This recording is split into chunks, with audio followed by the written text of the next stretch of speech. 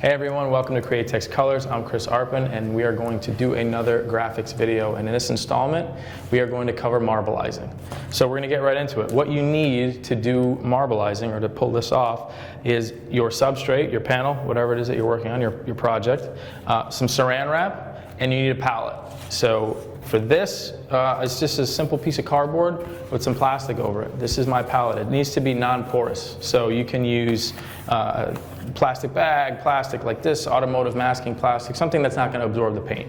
This is going to be done a little bit differently, slightly different than traditional solvent marbleizing, where you actually spray the marbleizer right on your project. So that's why you need your palette. So for this, we're going to use our Wicked Aluminum. This is a great color for a ground coat, because what we're going to actually do in this is, once we're done marbleizing, we're actually going to candy this. So a solid, bright color for your marbleizing base is going to be the most ideal. So I got paint in my gun. This is just our aluminum. Like I said, the ticket is going to be to just spray your palette. Put a nice medium wet coat on. I'm not concerned about how even it is. I'm more concerned about coverage in terms of having material. So you can see that, right? So while this is wet, we're going to start marbleizing.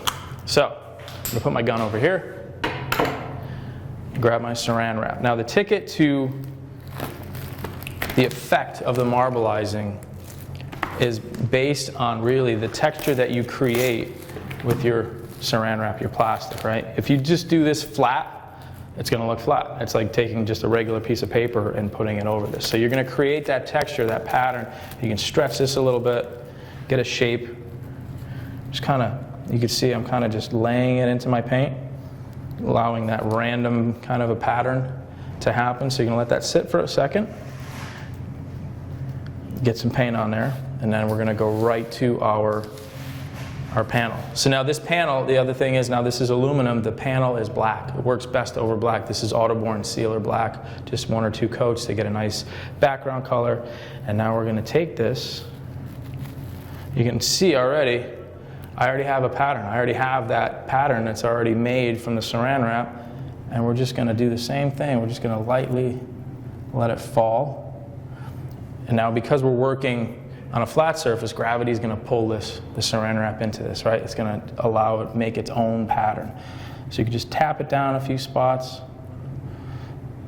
You don't really want to stick your fingers in it, because then you're going to create dots. So sometimes I'll take a paper towel or something, just drag it, but this is actually pulling down pretty nice. So we're going to take that, pick it back up, and we're going to put it back in our paint. And now you don't have to keep it the same every time. You can actually change your pattern, right? So I'm going to do a little bit different now. I'm going to drop this back into my paint,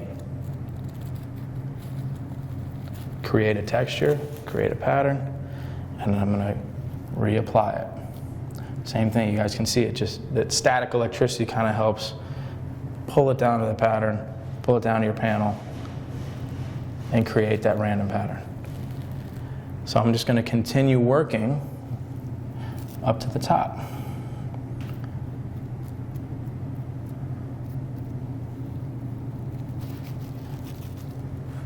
So now you can see, I don't know if you guys can see, what we have.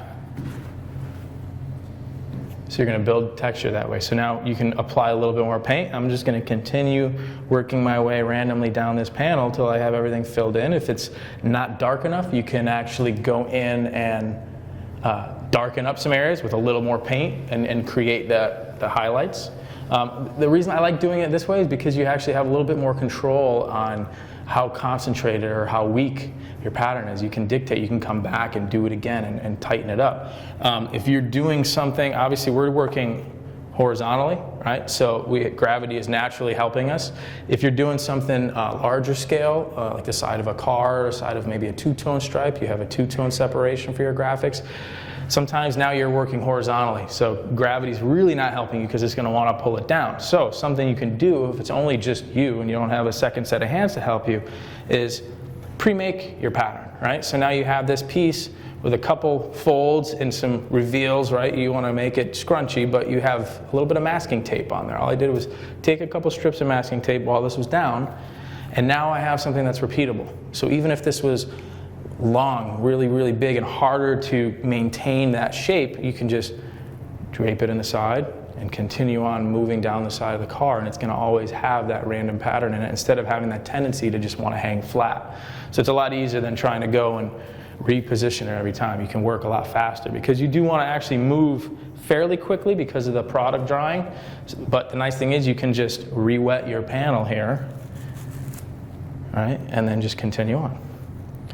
So what I'm going to do is continue getting this all textured the way I want. We're going to let it dry. You might have to let it dry a little bit longer than our regular recoat times because remember, you're not spraying a coat of paint, so sometimes it has a tendency to be a little bit thicker, thinner, so you want to really let that dry up before you go on to your next step, whether you're just going to clear coat it or, in this case, we're going to mix up some candy. We'll do a candy fade over this and kind of highlight that. So we're going to let it really dry.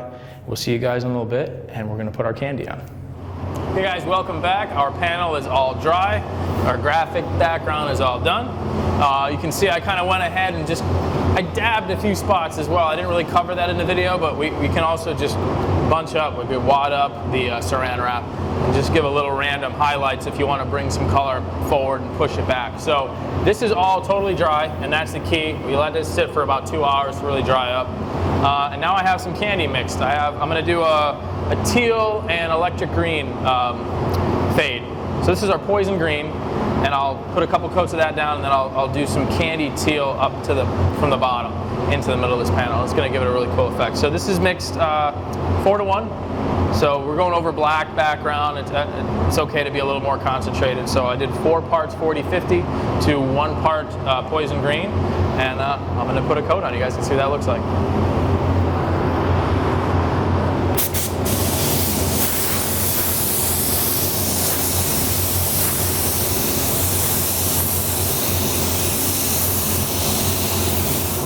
Hey guys, first coat is dry. I'm going to put my second coat on now. I'm going to go a little bit heavier. Again, the key is to make sure that everything is totally dry. Each coat is totally dry. So it's been about 20 minutes. We got about 70% humidity. It's a little bit more humid today, so that's why I'm going a little bit longer in between coats. Usually it's like 15 minutes or so. We went about 20, and I'm going to put my second coat on.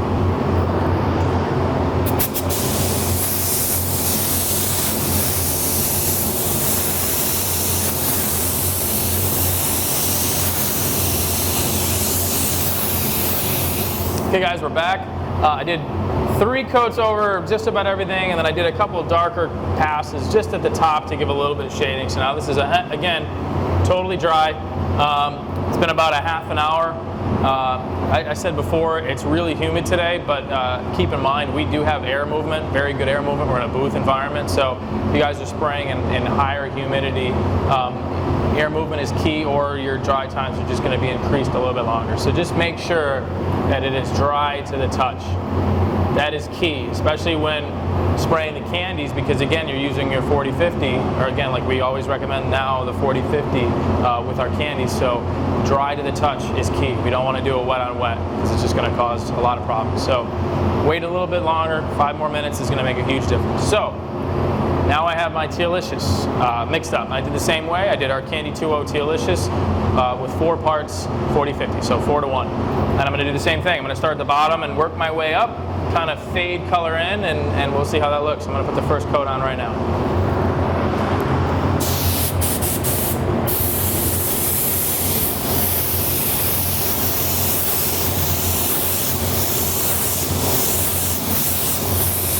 Okay guys, coat number 1 is dry, and I actually really like how this looks right now. So I am going to just put 1 more coat just to richen up that Tealicious a little bit more.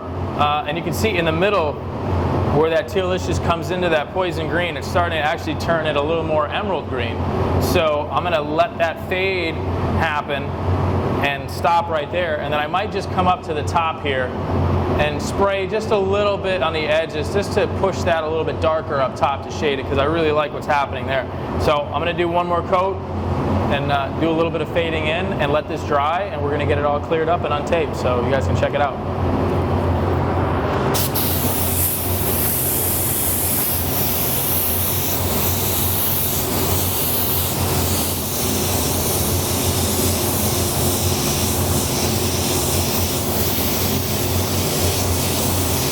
Okay guys, we're back. Our candy is all dry and we untaped this. I actually let this sit overnight just because it was really humid in the booth, and I just wanted to give an extended dry time because we did put a lot of material on here, a bunch of candy mixed with the 40/50, so it has a tendency to go on a little bit heavier. So I wanted these tape lines, got a lot of sharp lines, I wanted them nice and crisp, so I did wait overnight just to let the paint really lock up so it would give a nice sharp line when I untaped it. So we're at the point now where we're ready to put a couple coats of clear over this. We're going to use a urethane catalyzed 2K clear over the top, but I think you guys get the idea of how easy and how dramatic an effect you can give with this marbleizing technique with the candy over it. There's really no right or wrong combination in terms of candy. I could have done this all one solid color candy or do a blend on it like that, and this is a great option to leave it just as it is or use this as a background for an artwork over the top. So we're going to go ahead and get this cleared up and you guys can see what it's going to look like with some clear. Hey guys, we are outside in the sun and we got everything cleared, and this is a finished product. So I think this gives you guys a good idea on how easy and how dramatic another background effect or a finished graphic effect you guys can create with this simple technique. And there's really no right or wrong way when you stop. It's really up to you in terms of how much and how little you apply for color and that marbleizing effect. So thanks for checking this video out. I hope you guys learned something, and we'll see you guys next time.